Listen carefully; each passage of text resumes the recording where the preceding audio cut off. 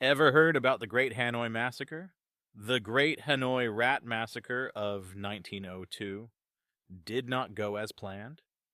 Instead of disappearing, the pesky rodent proliferated. In 1897, Paul Doumer arrived in Hanoi, Vietnam.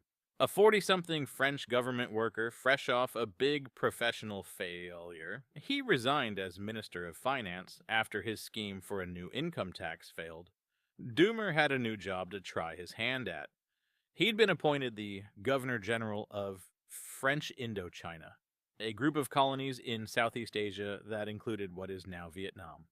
Doumer set about outfitting Indochina, and especially Hanoi, the capital, with modern infrastructure befitting property of France.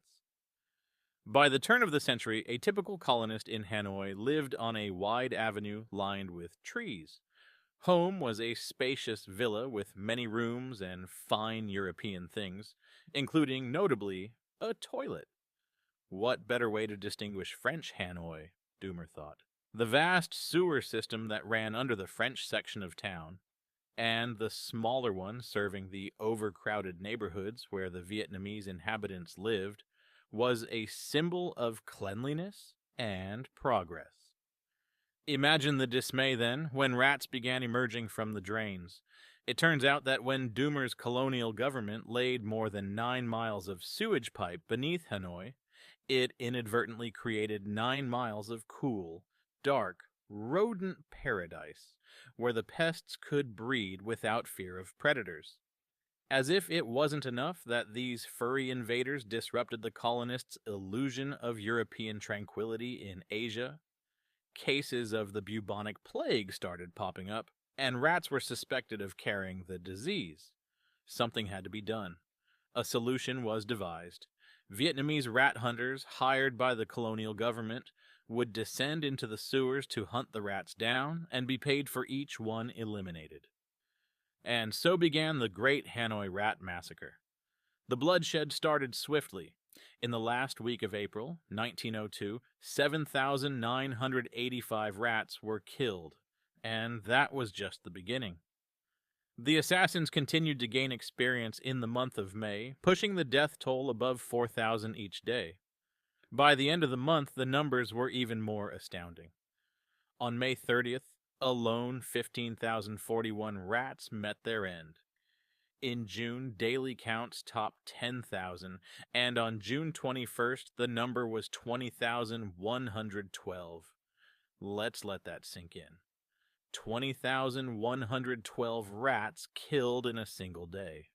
Unfortunately, we don't know exactly how the rats were killed. That detail has been lost to history.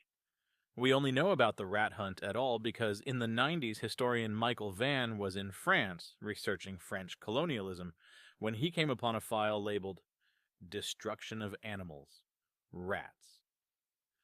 Inside was some confusing, disorganized paperwork listing the number of rats exterminated in Hanoi around the turn of the century. The file was enticing. What on earth happened to these poor rats? So, Van started working to piece together the full story.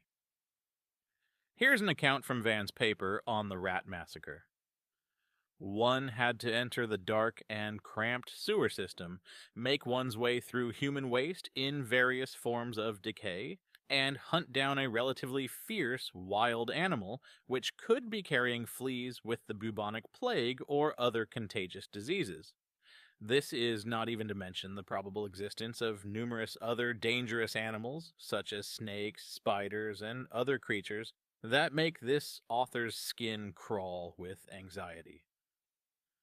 Eventually, the colonists realized that even with this small army of paid rat killers, they were failing to make a dent in the rat population.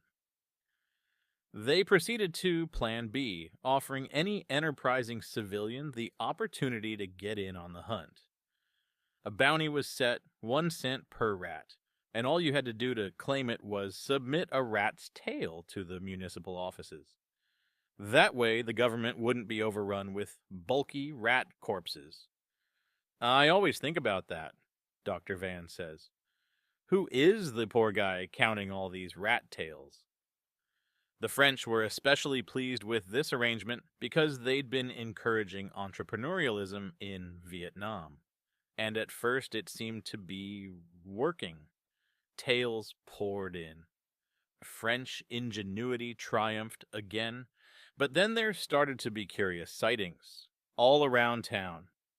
Rats, alive and healthy, running around without their tails. It turned out the hunters would rather amputate a live animal's tail than take a healthy rat, capable of breeding and creating so many more rats, with those valuable tails, out of commission. There were also reports that some Vietnamese were smuggling foreign rats into the city. And then the final straw. Health inspectors discovered, in the countryside on the outskirts of Hanoi, pop-up farming operations dedicated to breeding rats. Apparently, this was not what the French meant by entrepreneurialism. The bounty was scrapped, and the city's residents resigned themselves to coexisting with the pests. Long after the French packed up and left Vietnam, the rats remained.